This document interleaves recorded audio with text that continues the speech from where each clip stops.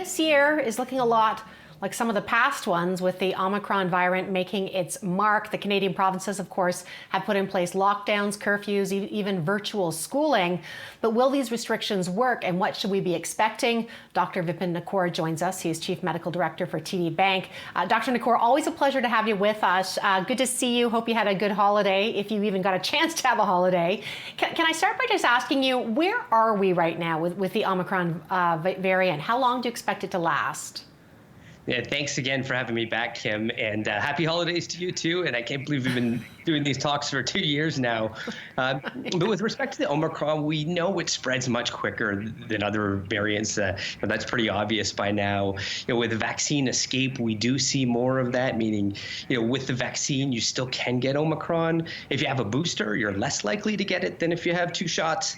But the big question is really around severity.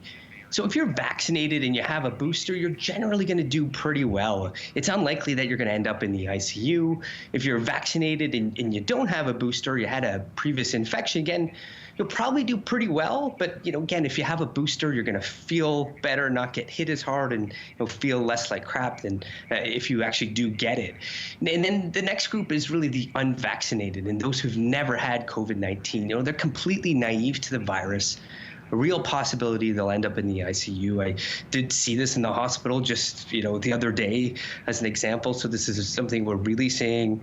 They lack T-cell immunity that we know was preserved by initial vaccination or infection. So those are some of the key things. And also, another key group is the immunocompromised. So the immunocompromised, they even with the vaccine are at risk as well. So we do have to try to protect them.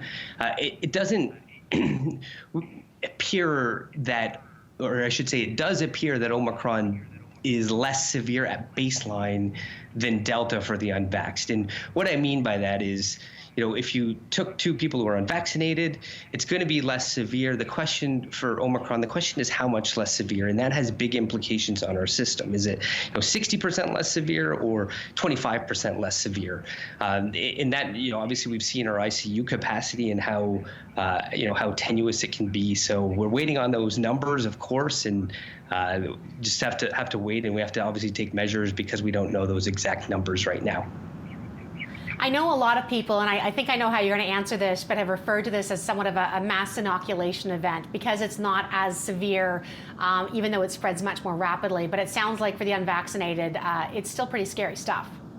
Yeah, so technically there's a lot of people, a mass number of people getting inoculated. So by the term mass inoculation, sure, you could say that, but I've seen the term natural vaccine thrown away, and that's a very dangerous way to look at things. If the virus caused no severe disease in those who are unvaccinated or immunocompromised, then maybe you could have a case to call it that. But that's not the case with this disease. And what's happening is there's a lot of people who are vaccinated who are getting the virus, so it makes it seem like the virus is very mild because on a ratio basis, there's less people going to the ICU. But at its baseline, as I mentioned, people get sick from this. And plus, we don't know about long COVID. We've seen long COVID in previous strains. We don't know how it's going to affect people who get Omicron as well. Do we have any sense, you and I have talked about this, as you mentioned, for a while. It's been a number of years. Is Omicron perhaps maybe, the beginning of the end of the variants? I know even as we speak, they're identifying more variants around the world constantly, but do you get a sense that we're closer to the end than we are to the beginning? Yeah, it's a good question. It's this upcoming wave that we have, and I know we talked about wavelets. This is not a wavelet. This is a big wave, and it's we get through pandemics by having immunity in the population. So we eradicate diseases often through immunity by getting vaccination. But you can also get infection to get immunity, and it's just a terrible way to reach immunity because a lot of people die from that, and it fills up hospitals, and there's other implications from that. But as we get through Omicron, it is spreading so fast. If you're not vaccinated, there's a very good chance you're going to get immunity through the Omicron. So, I definitely wouldn't call it the beginning of the end. We don't know what's in store, but there's a decent chance by spring we're going to have higher levels of normalcy because people will have some level of immunity and T-cell immunity, and there'll be an endemic nature to this, and maybe we'll have an annual flu shot. Maybe it'll be every few years, some sort of vaccine. I say flu shot, a shot similar to the flu shot, of course. Maybe we'll have better treatments to keep things under control better. Nobody really knows. Those are some of my predictions, but I think one of the biggest variables, again, are mutations that could cause a strain that's resistant and causes high mortality, and that's going to be a concern. But it's I believe in human resilience, and I think we'll find solutions. So overall, I am optimistic that after a couple of tough months, we're gonna be in a situation that's better for the rest of the year. I've only got about 30 seconds, but if I was to say, when I think ahead, you mentioned, we could have annual shots. I know there's, antiviral pills coming, endemic immunity, but, we're year 3 in this pandemic, excuse me. When you look ahead, are there other things we should be thinking about, things you're thinking about as we look ahead to how to manage this? Sure. So in 30 seconds, that's tough, but and maybe an hour, but I'll do a quick rapid fire. Bed capacity, of course, we're looking at closely those ICU numbers. Treatments are critical. We've seen Paxlovid have some positive effect. We need to get that sort of approved quicker, hopefully by Health Canada.